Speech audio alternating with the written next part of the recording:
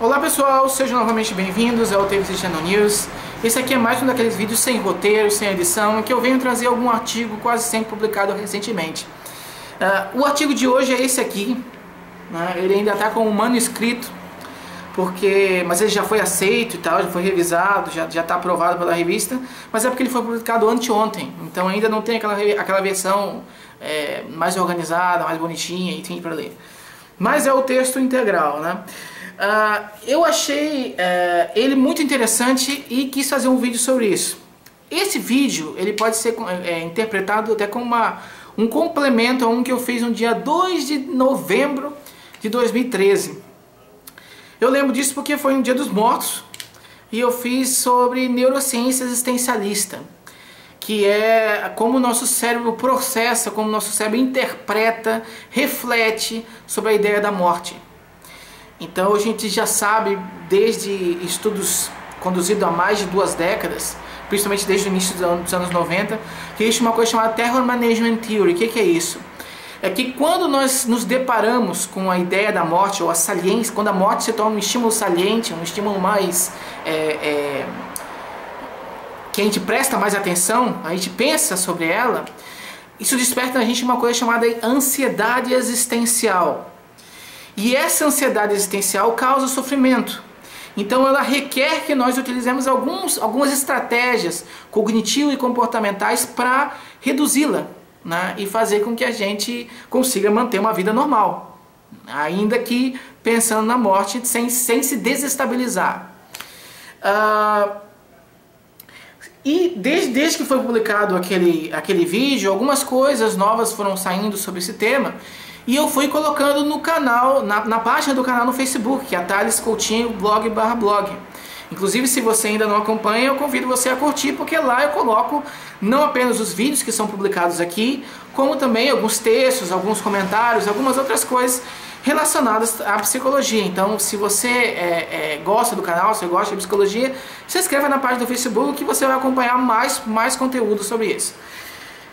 Só que esse texto de hoje, né, esse artigo que foi publicado agora, ele foi tão legal e é um daqueles raros artigos em que a gente lê não só para adquirir uma informação, mas por prazer, porque ele é bem escrito, porque ele traz um negócio curioso, né? Então eu quis fazer um vídeo sobre isso, tá? O que ele trata? Ele, na verdade, ele revisita um conceito, um fenômeno, né, já identificado desde o início dos anos 2000, que é chamado de efeito Scrooge, em homenagem, né, em alusão ao personagem Ebenezer Scrooge do livro O Conto de Natal de Charles Dickens.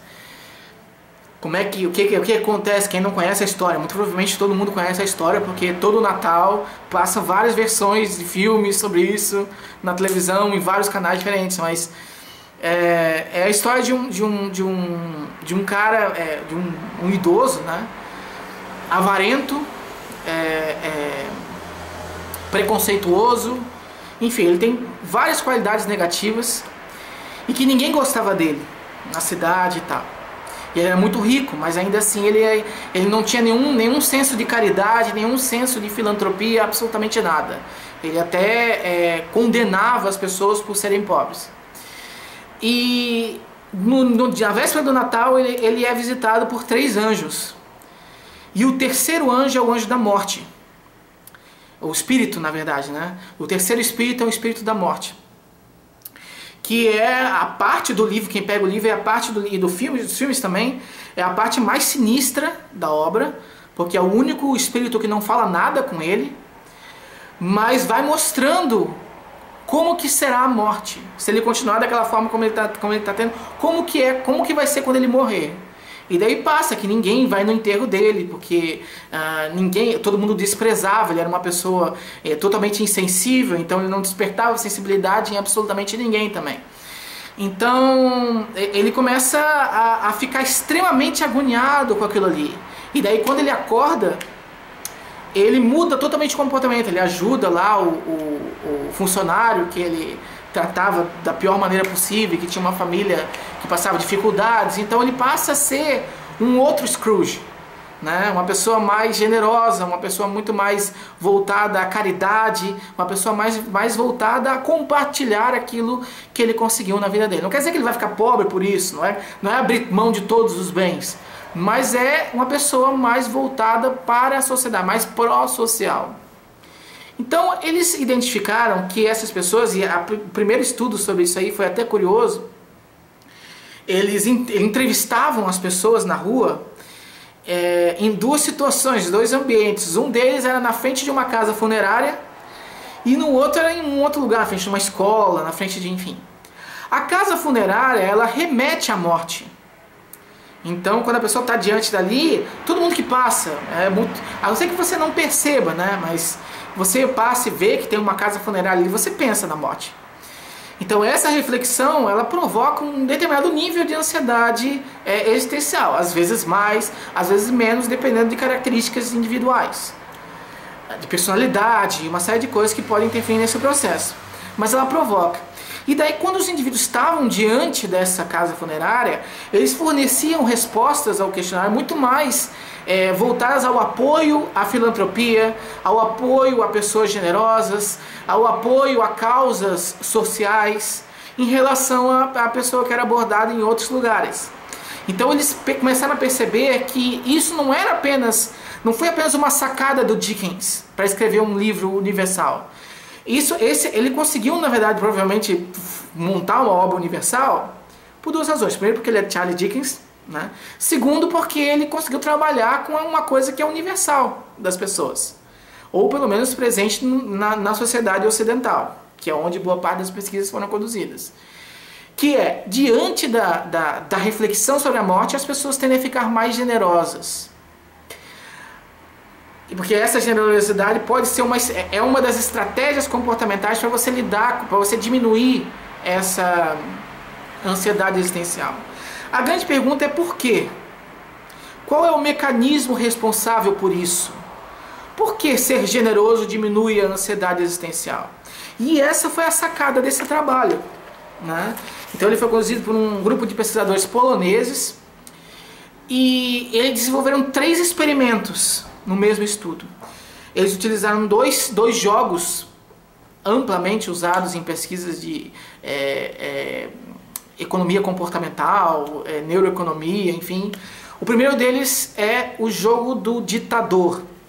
Como é que funciona o jogo do ditador? É basicamente o seguinte: existe a pessoa A e existe a pessoa B. Aí o pesquisador fala o seguinte: olha, eu vou dar para a pessoa A, olha, eu vou te dar $10, por exemplo.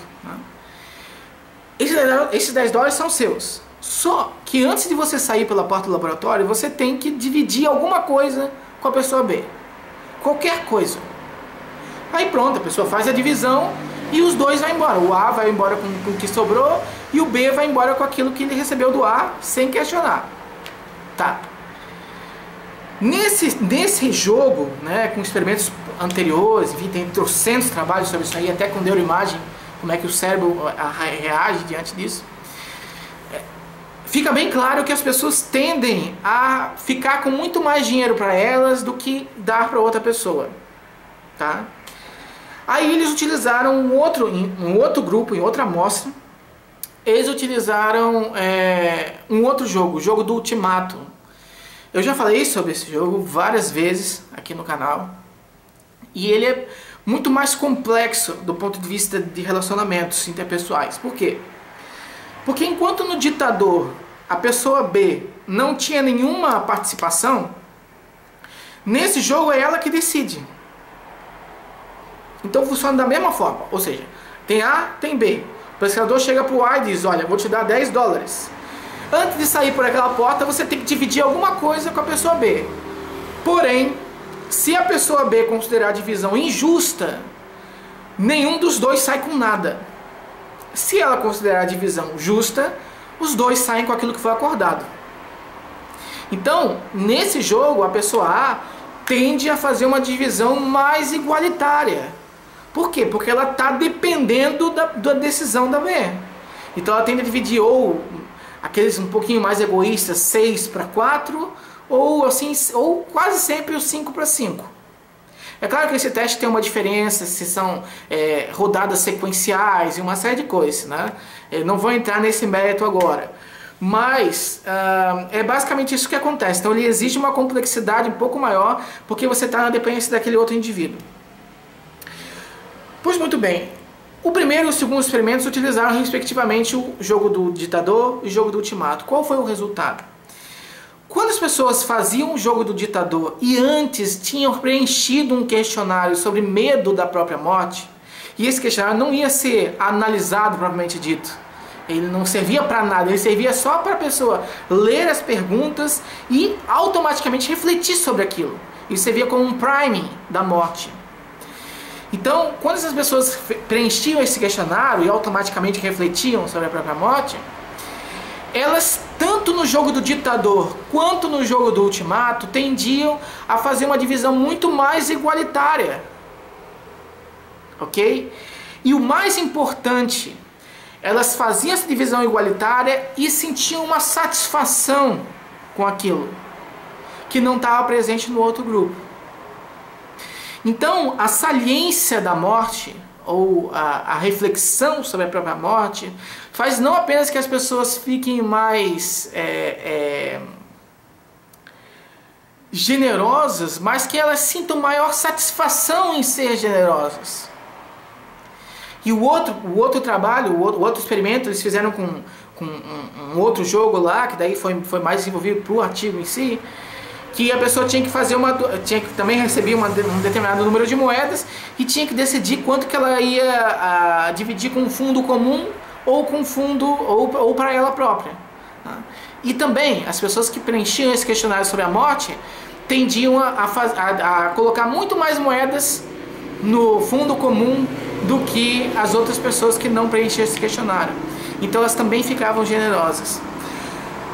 Buenas, o que o artigo considera, né, apesar dele próprio defender que ainda não é possível fazer atribuir uma relação de causalidade entre uma coisa e outra, é que o comportamento generoso reduz a ansiedade, é uma estratégia utilizada para reduzir a ansiedade existencial, porque ele provoca essa satisfação pessoal.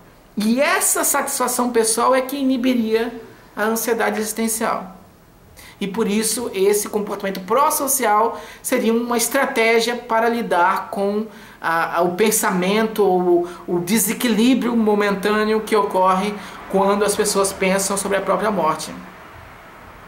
Então eu achei esse trabalho aqui muito interessante. Ele provavelmente vai ter que ser replicado, evidentemente, até porque o número de sujeitos dele não foi tão grande, não foi tão significativo, e também ele utilizou universitários que não necessariamente representam a sociedade, porque você pega, geralmente são pessoas com uma idade bem baixa, né, a jovens adultos.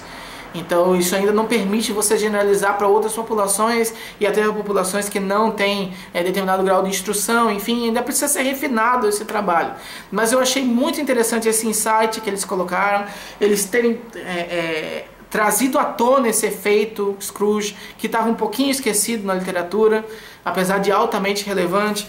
Então foi bacana, por isso que eu quis fazer esse vídeo aqui e concluir, né, com uma pequena reflexão que é interessante como pensar sobre a própria morte faz a gente ter um melhor comportamento em vida, né? Eu acho isso muito curioso, muito curioso. O que vocês pensam sobre isso aí?